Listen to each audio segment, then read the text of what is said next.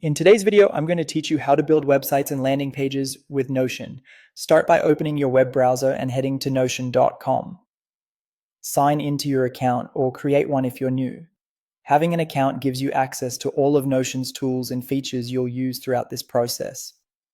Once you're in, take a look at the left sidebar of your workspace. This is where your spaces live, and you can think of them like folders for different projects. Using spaces keeps everything organized and makes it easy to find and manage your website or landing page later.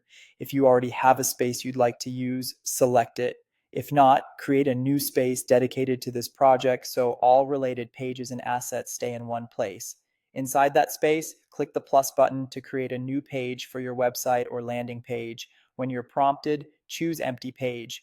This gives you a clean slate so you can decide exactly what goes where without distractions. To speed things up, click Templates.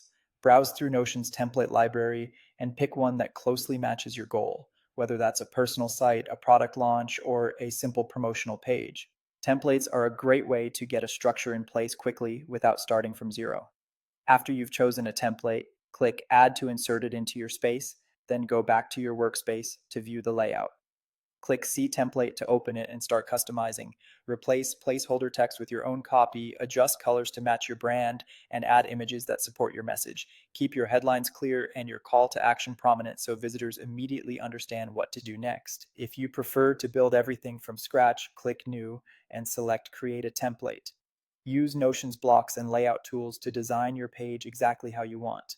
Combine headings, paragraphs, callouts, dividers, and columns to create sections like hero banners, feature lists, and testimonials. Keep spacing consistent and make sure important content sits near the top. When the structure feels right, enhance your page with final elements. Embed links for navigation, include databases for dynamic content, and add videos or widgets to make the page more engaging.